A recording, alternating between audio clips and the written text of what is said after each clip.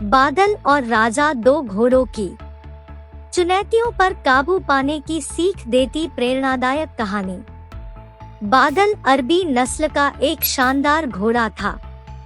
वह अभी 1 साल का ही था और रोज अपने पिता राजा के साथ ट्रैक पर जाता था।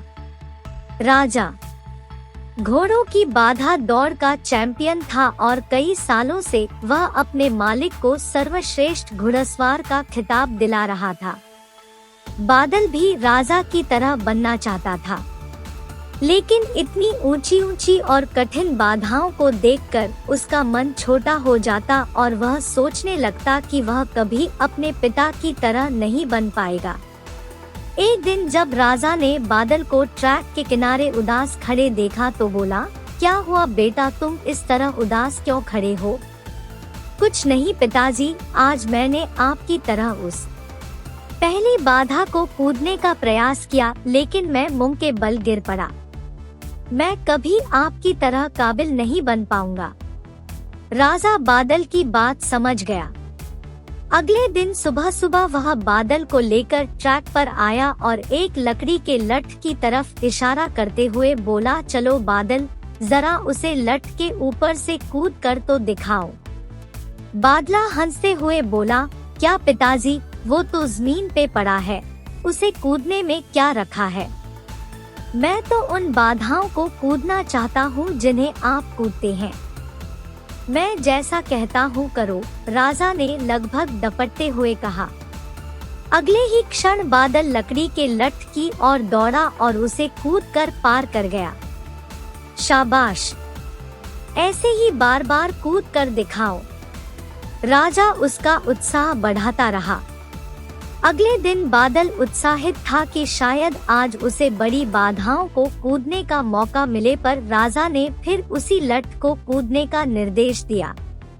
करीब 1 हफ्ते ऐसे ही चलता रहा। फिर उसके बाद राजा ने बादल से थोड़े और बड़े लठ कूदने की प्रैक्टिस कराई। इस तरह हर हफ्ते थोड़ा थोड़ा करके बादल के कूदने की क्षमता बढ़ती गई और एक दिन वो भी आ गया जब राजा उसे ट्रैक पर ले गया। महीनों बाद आज एक बार फिर बादल उसी बाधा के सामने खड़ा था जिस पर पिछली बार वह मुंह के बल गिर पड़ा था। बादल ने दौड़ना शुरू किया। उसके टापों की आवाज साफ सुनी जा सकती थी, 1 2 3 जंप, और बादल बाधा के उस पार था। आज बादल की खुशी का ठिकाना न था। आज उसे अंदर से विश्वास हो गया कि एक दिन वो भी अपने पिता की तरह चैंपियन घोड़ा बन सकता है, और इस विश्वास के बलबूते आगे चलकर बादल भी एक चैंपियन घोड़ा बना। दोस्तों, बहुत से लोग सिर्फ इसलिए गोल्स अचीव नहीं कर पाते क्योंकि वो एक बड़े चैलेंज या ऑब्स्टिकल को छोटे छोटे चैलेंजेस में डिवाइड नहीं कर पाते।